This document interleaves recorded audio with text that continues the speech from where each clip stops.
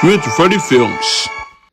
Hey guys, today I'm looking for Parade Balloon. Let's see what is happening here. Wait a minute. What's that Parade Balloon they sent me? Kevin, the producer, what do you sent me for? Oh no. The Cat in the Hat Parade.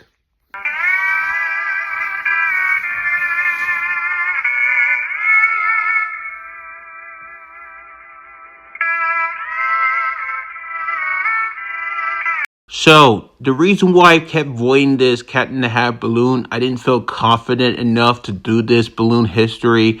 However, I feel confident now, so that's why I decided I had to react to this video of the parade history. But I'm not going to do much of the talking. Instead, I will do Bright Caldwell do more talking than me. But anyways, this parade started in 1994 for him. History, the Cat in the Hat, sponsored by Random House. Willard, you're looking kind of like the Cat in the Hat today. That's because I'm a mouse in the house. Dankeschön. The Cat in the Hat is a smart feline indeed. And he's got an umbrella in case of rain, plenty of Dr. Seuss books to weather any storm. The cat's Seussian napkin keeps him flying high, as you see. And his hat doesn't hurt either. Willard, we should mention the late Dr. Seuss's widow, Mrs. Audrey Geisel, worked hard to see this balloon come to life. She couldn't be with us today, but we wanted to say Happy Thanksgiving. We love you, Audrey, and I'm sorry you're not here next year. Or we'll come to your house. This is an amazing balloon, Willard. The Macy's artist created a flying scene, an actual sketch in the sky. Looks to me like that the Cat in the Hat flew right off the pages and into the air. That's right, Willard. I wonder how he feels about green eggs and ham on Turkey Day. I think I'll let that one pass by. The spectacular Macy's Thanksgiving Day Parade live on NBC will return with a holiday performance by Grammy winner Natalie Cole. The next one made his second appearance, Cat in the Hat, but he's the last one before Santa arrived. For the big bottle finale, waiting for you, the Cat in the Hat balloon, another band with a tune, and the one and only Santa real soon on Macy's Thanksgiving Day Parade.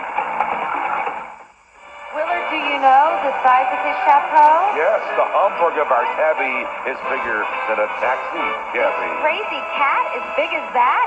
What will that Cat in the Hat do when all this hoopla is through? Well, Cat will listen to the dial tone, then call on his sousaphone and tell us how he made it, how he had it made in the shade at Macy's Thanksgiving Day Parade. Obviously, Dr. Seuss has nothing to worry about. Maniacs, and now the Jamestown High School Red Raiders Marching Band, directed by Lou Duffus. And the Red Raiders have the special honor of being Santa's escort this year, and they're up to the challenge. Cat in the Hat made his third appearance in 1996. This seems to be the year for anniversaries, and celebrating his 40th, the Dr. Seuss superstar, the Cat in the Hat, and Esprit provides this fabulous balloon. Is it true? What did you say? The Cat in the Hat is 40 today? Ah, that's right, my dear. It's true. The Cat in the Hat is as old as you. But wait, hold on. You're wrong, I fear. I won't turn 40 until next year. But thanks for telling the world, my dear. Have no fear. I've got to get out of here. Hey, sorry about that. Hey, isn't he the cat? Meow. I mean, with his umbrella, 16-foot wide, bow tie, and when he goes to a meeting at his publisher's cat famous chapeau is 2 floors high. But that's another story. Our story. I get it. Shoot the writer. Anyway, writer's half shot now. Anyway.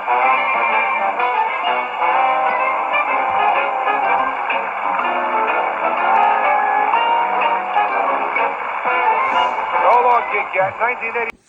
And now we're going to get to the most infamous year, the worst year ever, the worst accident ever. 1997. November 27th, 1997. A day that remarked some historical moments. It had the most Broadway musicals to perform with a total of 7, not counting the Rockettes. But it did mark the last parades for the original Pilgrim Man and Woman, legendary ventriloquist Sherry Lewis before her passing on August 2nd, 1998, and the last time Willard Scott would host the event. But what many fans know about that year was the win condition of the giant balloons, or what many people call it, the Great Balloon Massacre of 1997. Out of all of the giant balloons and balloons from that year, the one that was the luckiest was the other Dr. Seuss character, the Grinch. Although made of cold air, he's the only one that managed to survive from the winds, while the other balloon, Paddington Bear, was tipped over and almost got him deflated, and luckily got enough air to stand him back up. As for the helium balloons, 7 balloons survived. The recurring ones were Big Bird, despite of one of the alphabet balls was punctured, Garfield, with his tail being damaged overnight, Peter Rabbit, who almost got popped from a light pole near Columbus Circle, and Spider-Man. While 3 of the new ones, Arthur, minus his right arm and ear, Rugrats, the first 3 character balloon in the parade's history, and the Scandinavian bull Bumpy with some damaged back legs and lost his toenails. Then there were 5 characters that had the most difficult with the wins. Sonic the Hedgehog was ripped apart before even starting. The Pink Panther at Times Square kept knocking down some of the handlers on the ground, with one being unconscious, which was not confirmed by Macy's, and almost suffocated a woman and her daughter. That's when the NYPD had enough and stabbed him down. Quick Bunny was delayed to start, probably due to its weight of the helium. When it finally got in, it took the position of the Barney balloon, while his left ear was being poked out of a tree until it was deflated, until Times Square, again from a light pole, with his hat being torn apart. And Barney, who had to be behind the Westwood Ho float since Quick Bunny took his spot, and once again it was Times Square when his side was cut open from a different light pole. His accident would be a viral video in 2013. And then you had the 2 original characters, Evan Bear and another new balloon, Miss Petula Pig, were removed from the parade at the starting line due to a major accident. And that accident would be considered the worst accident in parade history, which now leads us to the supposed criminal of this case, the Cat in the Hat.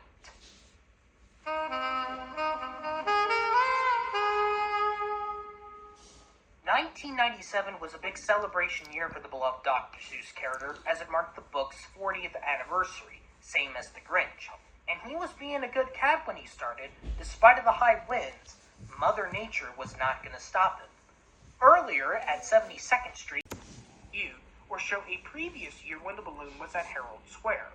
For the Cat in the Hat, the footage that was used for him was 1994. That's right. And you know what, you guys, all revved up and raring to go on his silly Seuss-mobile. It's that classic Dr. Seuss creation, the Cat in the Hat. But the cat kind of lost his hat earlier, so we're bringing this to you thanks to the wonders, once again, of videotape furnished by Random House Children's Publishing. That is Not one... the videotape, No, the balloon. The balloon. Absolutely. What a hat this is. Taller than 2 Christmas trees. Cass is slipping one with his 16-foot bow tie, an armful of books, and that famous umbrella. Although nobody ever rains on this character's parade. Author Ted Geisel, a.k.a. Dr. Seuss, accepted a challenge when he created the Cat in the Hat to write a story using only 225 words from a first-grade word list. Well, he wrote it with 223. Yeah, well, Zucker behind him, I guarantee you that. I mean, definitely less is more in the case of the good doctor's kid-sized masterpiece. The Caprice's cat is celebrating his 40th birthday this year. How about that? Winona sings and Spider-Man webs his way down Broadway when the parade passes by here on NBC.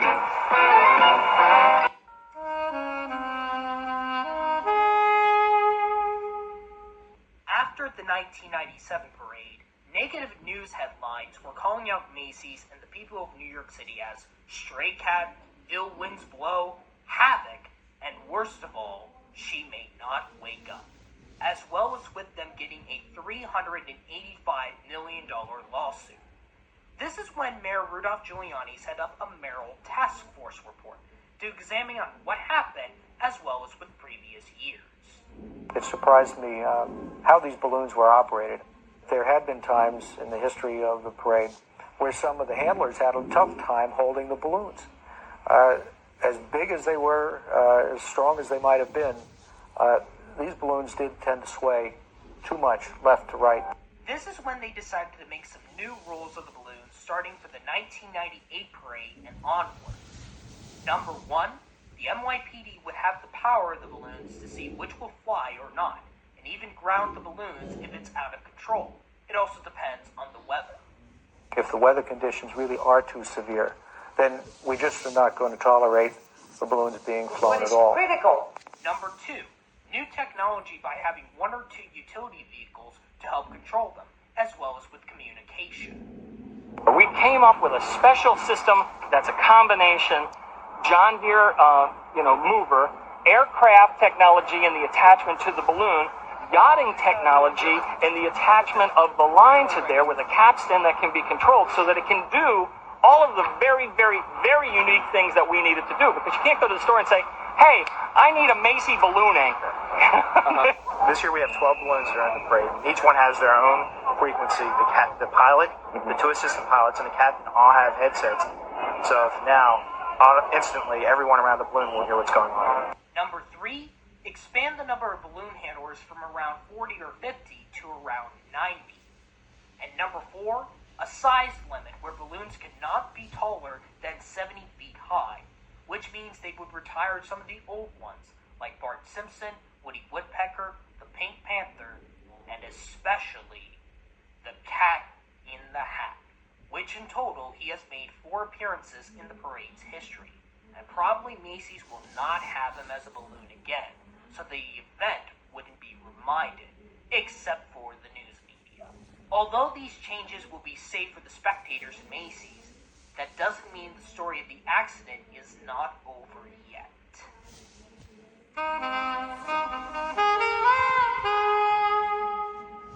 In 2001, the woman who nearly died from the Cat in the Hat accident in the 1997 parade, Kathleen Corona, has reached a settlement with Macy's and the head officials of New York City by ending a lawsuit that she has lingered for nearly 3 years. She asked for $95 million in compensatory damages from the city, with an additional $300 million in punted damages from Macy's. Her lawyer, without minor details, said Ms. Corona wants to thank everyone for their prayers and outpouring of support and will continue to work on her recovery and raising her family. He also said that her suit was seeking compensation for her loss of income, medical expenses, permanent disfigurement, and impairment in a lifetime of pain and suffering. A Macy's spokeswoman has said that Macy's did give their thoughts and prayers to her and other individuals that were injured from the Cat in the Hat. No official words came from the city of the lawsuit, but a member of the Special Insurance Council of the city said the city was not responsible for the claim that she was suing the lamppost was owned by the Petrocelia Electric Company. According to another article of the New York Times about the lawsuit, it was never revealed if she won this or not. It was mentioned that it was resolved on the eve of her jury selection. A Macy's official confirmed the agreement, but not release any details. Whether she won the lawsuit or not, as they keep the results private, there is still one suspect we have to look to see if he committed the crime or not. The Cat in the Hat, I call you to the stand.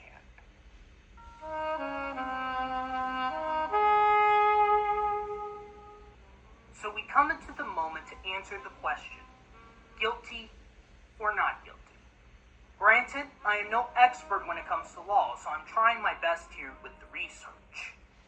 Now we begin with the night before the parade, when the balloons were being inflated. Many news press were asking the parade's executive producer, Gene McFadden, on whether they'll fly or not. Yep, but here's the good news. We're prepared. Inasmuch as I don't want to take the win lightly, it is a challenge, and we'll probably sustain more damage than we normally would. But rain, sleet, or snow, this parade is ready to fly. A spokesman for Macy's had to discuss with the NYPD of the possibility of removing the balloons from the parade, which is a rarity. During the early years of the parade, when helium balloons first started in 1928, it was more of the opposite, where the balloons were controlling the handlers, and the only year that all the balloons were grounded due to extreme winds was 1971. However, the NYPD decided against to not do it because they thought the wind was subsiding, instead of what actually happened on that day. thought the winds were dying down, so they basically said it's a perfect day. Let them fly. Before the parade started, the chief head designer of Macy's Parade Studio, Manfred Bass, as he terms them as air sculptors based on the wind, said, "You can never tell which way the wind demons are going to get you." Another Macy's spokeswoman said a lot of adjustments were made, which include inflating less helium on the balloons to reduce the weight, lower them to the crowd so the wind can't catch them, and some additional handlers. So right now, the Cat in the Hat is not guilty. What about his accident? Obviously, he knocked down the lamppost and injured 3 people and almost killed one. But that's more of the handlers and the pilots that are controlling the winds. But there are 2 crimes you would say the cat committed. Number 1, hit and run. And number 2, leaving the scene of an accident. However, it looked like the NYPD decided to let him continue instead of removing him for a little investigation. Yeah, they needed to get the ambulance at the scene, and the parade had to go on. But they couldn't make him removed at 71st Street. So based on this summary, it was the officials of New York City's fault instead of the cat. Yes, I finally make my summary. I find the Cat in the Hat not guilty for the accident he occurred in 1997, but New York City guilty for letting these balloons fly that year. As I stand with Kathleen, Maria, Janet, Jay, and all the other people that were injured from balloons, that they didn't check Mother Nature clearly to see if it is safe to fly.